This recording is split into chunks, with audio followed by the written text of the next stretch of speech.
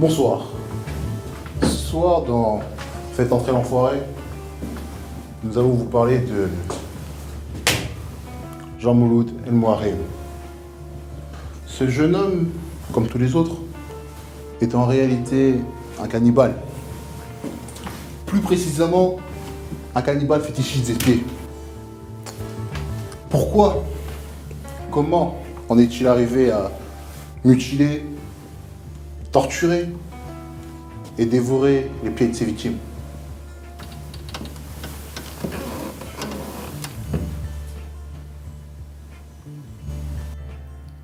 Montreuil, mardi 17 juillet 1999, 18h30. Fabienne, 25 ans, jeune femme dynamique, conseillère à Pôle emploi. Rentre du travail comme tous les soirs de la semaine, mais elle ignore qu'elle va être la première victime de l'ogre de l'Est parisien. En 5 mois, 4 femmes ont été retrouvées mortes sans leurs pieds. La méthode est toujours la même. Le tueur agit de façon barbare. Il attaque ses victimes au pied de leur immeuble et dévore leurs pieds. 23 décembre 1999. Yvette, 25 ans, jeune femme, aussi conseillère à Pôle emploi, se rend à un rendez-vous dans un bar dans la rue Hoche à Montreuil. Son regard lui a posé un lapin. Elle va faire une très mauvaise rencontre. Berthe, Annette, Lucette, Géraldine, Yvette. Voici la liste des victimes du tueur présumé. Au regard des procès-verbaux de la gendarmerie, les circonstances de leur mort sont atroces. Noyade, désannussage, amputée vivante, mangée par les rats et même une retrouvée sous un tas de poubelles derrière un restaurant de la chaîne McDonald's. C'est à ce moment-là que tout a basculé pour notre tueur. Une 5e victime en 5 mois, c'en était trop pour le commissaire Gros-Gosier. Accompagné de son équipe d'élite de la police française, il mène une enquête effrénée sur la piste du boucher de l'Est parisien, comme s'amusent à l'appeler les journalistes.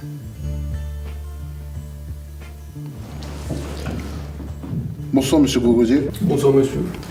Nous allons commencer directement par vous poser cette question. Oui. La seule question. Pourquoi avoir suspecté directement monsieur El Mouarem? Eh bien, écoutez, monsieur, c'est très simple. On a découvert que toutes les victimes, il m'a dit toutes les victimes, avaient un lien. Elles étaient toutes blondes et toutes étaient conseillères pour l'emploi. On est très fort sur ça. Ah là, elles l'ont trouvé direct. Donc on a donc laissé une liste de suspects tout de suite. Une enquête a donc commencé, une investigation a commencé tout de suite. Là, en flamme. Je vais vous raconter un petit truc. Un jour, alors qu'on était en filature, on a suivi monsieur Al-Mouarem jusqu'au marché de Montreuil, vers 10h30, 11h par là. Et là-bas, il a acheté une demi-douzaine de pieds de porc. Ça fait beaucoup, quoi. Ah oui, ça fait très beaucoup. Ah oui. Il était très excité, ce fou. Un vrai malade, il fallait le voir. Il n'en pouvait plus, il sautait partout. Le pied de porc, le pied de porc. Ah, quand même. Ah oui. Ah, c'est énorme. Ah, vous auriez dû le voir. Un vrai malade. Et c'est là qu'on a su tout de suite que lui, c'était un suspect numéro 1. Ah là... Et on s'est dit que lui, il était très dangereux. Il fallait agir. Ah ouais, tout de suite. C'est très intéressant. Ah oui. C'est... Wow, je sais pas comment dire.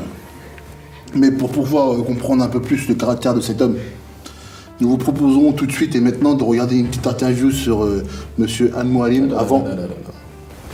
On n'a pas dit qu'il y avait du rhum et des accords, là. On n'est pas chez François, monsieur, ici. Non, mais moi je veux le rhum. Moi, on m'a dit vous venez et on vous donne le rhum et les accords. Ils sont où?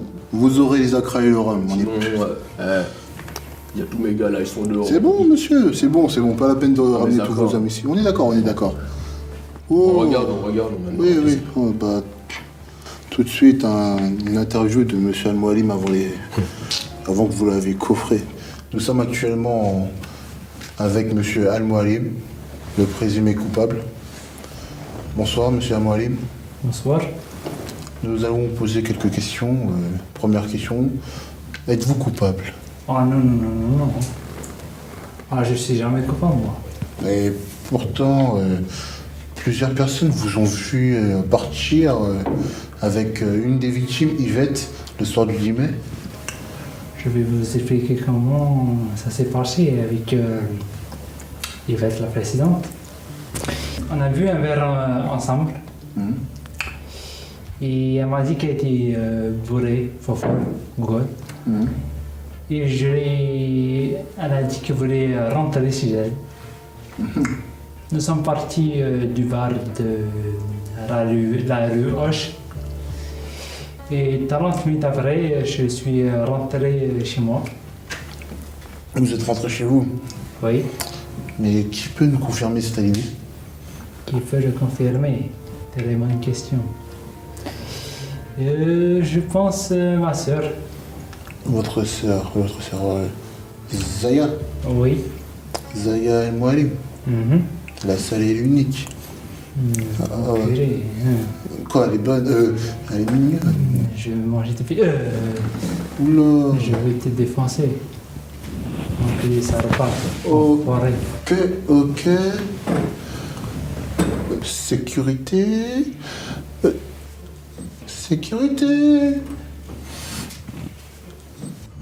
Tout porte à croire que Jean Mouloud est coupable. Voici maintenant des témoignages affluents. Je m'appelle Zaya, j'ai 29 ans. Jean-Luc est mon petit frère. Quand il était petit, qui était très très mignon. Et surtout, qu'est-ce qu'il aime? C'est les pieds. Hein. C'est les pieds. Déjà petit, je me souviens que Jean-Luc aimait ronger les ongles des pieds de toute la famille. Puis un jour, il a dépassé les limites. J'ai entendu un petit cri. La sœur Trimarde avait crié car Jean Mouloud lui avait coupé les jambes et avait mangé les ongles des pieds. Des pieds magnifiques. Hein. Alors Jean Mouloud en plus qui mangeait les pieds, il a mis aussi les pieds des mochetés. Et un jour, la police avait arrêté mon frère, elle avait mis en garde à vue 72 heures.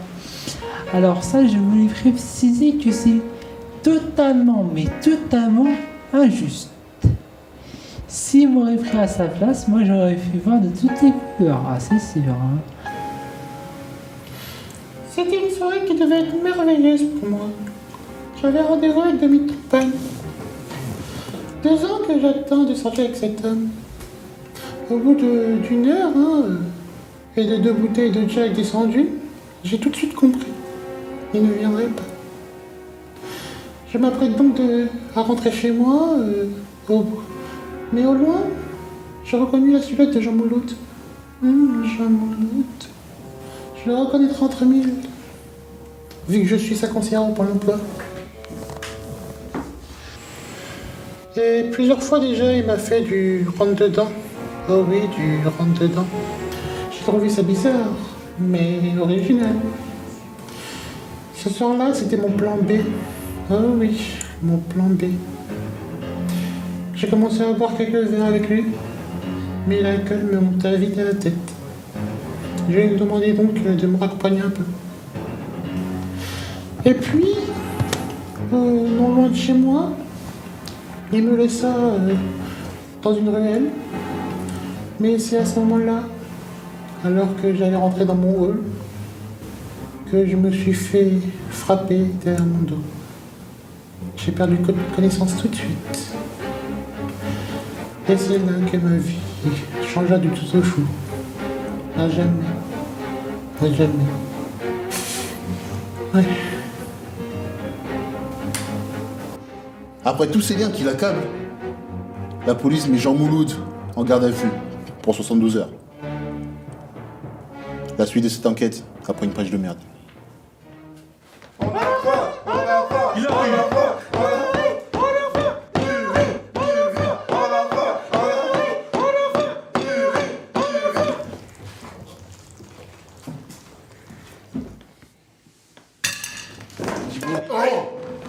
On attend, non? Ah! Bon livre. C'était vraiment un succès.